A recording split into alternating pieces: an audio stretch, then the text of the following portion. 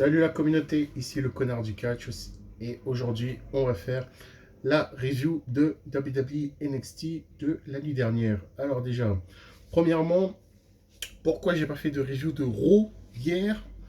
Je m'en excuse premièrement et deuxièmement, quand j'ai regardé le show hier, à part le triple threat entre Damien Priest, Sheamus et Drew McIntyre pour le titre US, j'avais pas grand chose à dire. J'avais pas grand chose à dire, j'avais pas grand chose à dire. Quand j'ai regardé le show, franchement, je me suis dit, Raw, la routine, non. Ouais, bon, bah, ok. Alors que la semaine dernière, c'était un très bon show. Allez voir ma review, la semaine dernière, moi j'avais surkiffé, j'étais aux anges. Et là, bof, hein, franchement, bof. Et NXT aujourd'hui, c'est un peu la même, hein. Franchement, NXT, c'est un show, aujourd'hui, c'était pas la folie, c'est rien passé. NXT, même s'il se passe rien, c'est juste que tu as du bon catch, mais NXT, ça commence à poser problème, hein. NXT, tu commences à t'ennuyer.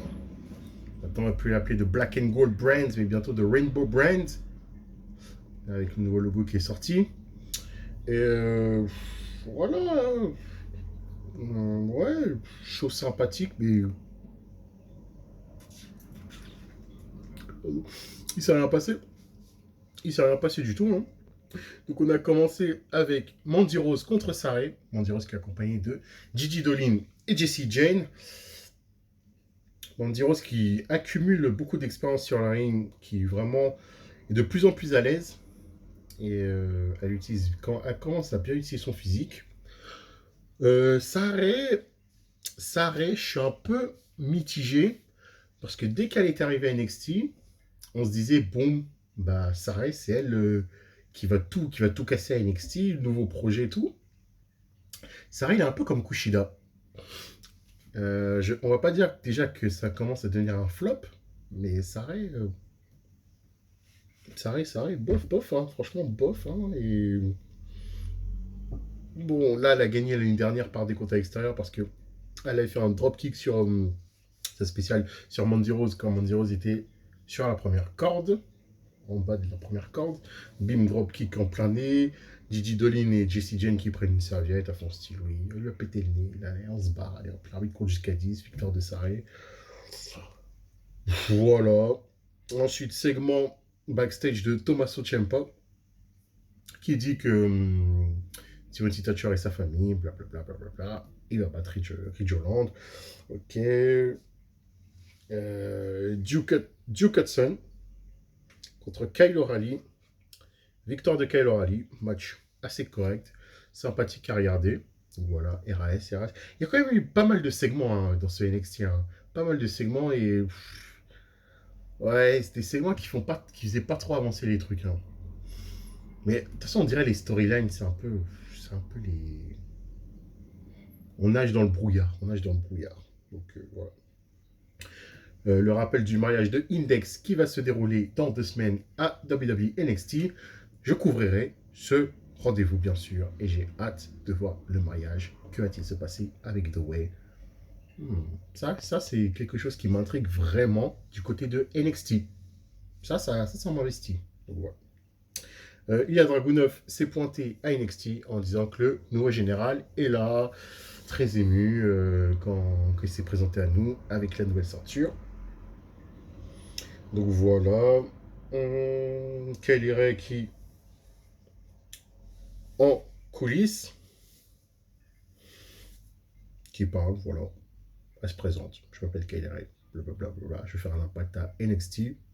On a hâte de voir ton impact du côté de WWE NXT. Ensuite, encore un segment. Carmelo Hayes qui est avec Mackenzie en coulisses. Mackenzie qui lui demande quel match de championnat tu voudrais avoir. Il dit à Mackenzie, ouais, peut-être je vais prendre une revanche auprès de Kushida, je sais pas, bim. Après, il y a l'autre, là, quoi s'appelle Elektra Lopez qui lui dit, Bellec à toi, mec. Le titre nord-américain, il est pour Santos Escobar. Ok, ok, ok, d'accord, ok. Ensuite, The Imperium ont battu Drake Maverick qui était accompagné d'un jobber, Grayson Waller. Voilà, victoire The Imperium. Ensuite, encore un match, encore un segment backstage. Indy Hartwell qui dit à Johnny Gargano avant son match contre LA Knight, faut que tu fasses confiance à Dexter qui sera dans ton coin, blablabla. Ok, ok, blablabla. Le clan de Pete Dunne qui parle, encore. Ridge Holland qui veut dire que c'est lui l'homme le plus dangereux à NXT. Et aussi, ce qui était intéressant dans le segment, c'est que, comment il s'appelle, Oni Lorcan et Danny Burch qui continuent à défier MSK en leur disant, les mecs, on n'a jamais perdu les ceintures, donc pourquoi vous acceptez pas notre challenge? On attend. Et de toute façon, la semaine prochaine, quand même, je sens que NXT quand même sera beaucoup mieux parce qu'il y a eu des belles annonces, 2 matchs la semaine prochaine. Et là, j'étais un peu excité.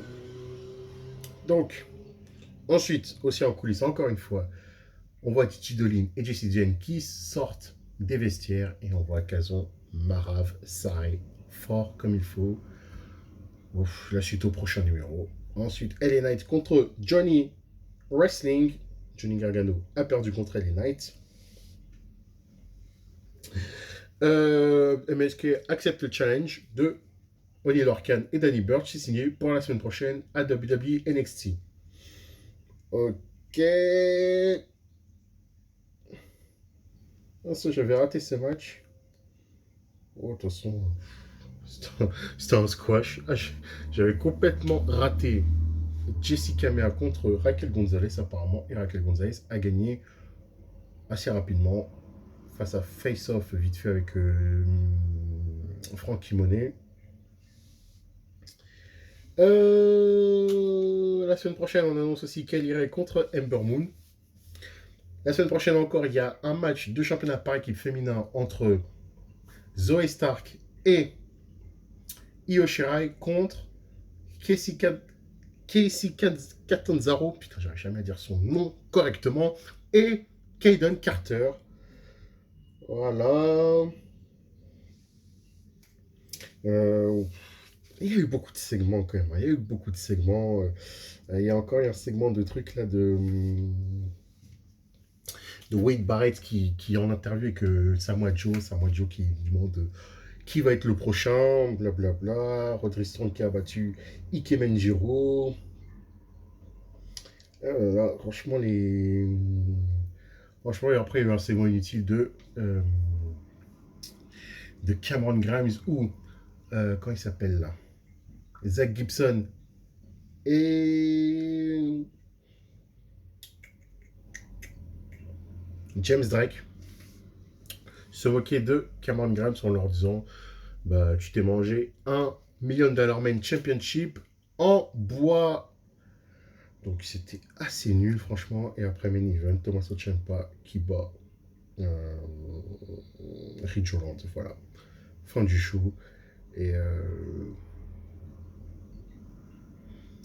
voilà, voilà, voilà. Voilà. NXT assez pauvre. Trop de segments. Vraiment trop de segments. Et peu de matchs. Peu de matchs. Très peu de matchs. Et beaucoup de segments, beaucoup de segments. Je fais juste en direct qui préparait le show de la semaine prochaine qui vraiment va s'annoncer mieux que ce show de cette semaine. Voilà, cette vidéo va pas durer très longtemps. Commentez-la, partagez-la si vous voulez, abonnez-vous, activez la cloche. Et surtout, déjà dans un premier temps, je veux dire un grand merci à ceux qui ont regardé ma vidéo sur sur NWA Empower. Les gars, faites-moi des retours. Est-ce que vous avez vraiment kiffé? Si vous avez kiffé la vidéo, est-ce que ça vous a permis ensuite de regarder le show après et de kiffer le show? Mais je trouve que la vidéo a pas mal marché. Donc j'attends votre retour, les gars. Et aussi, ma review de SummerSlam qui continue de grimper. Merci à vous, les gars. Ceux qui la regardent, abonnez-vous, partagez, likez, commentez pour qu'on puisse discuter tranquillement. Et voilà, et suivez-moi sur Twitter, le connard du catch, et puis voilà, on vit la passion ensemble. C'était le connard du catch, c'était pas une review assez euh, enthousiaste. C'était pas un show. Ah, ce show, franchement, il m'a laissé sur ma faim. Voilà. Donc, désolé. Désolé, mais franchement, il y avait trop de segments. Il y avait trop de segments. Et moi, ce que j'aime par-dessus tout, c'est disséquer, analyser les matchs. Et franchement, ce show-là, il y avait trop de segments. Trop. NXT, je suis vraiment inquiet. Allez, à plus.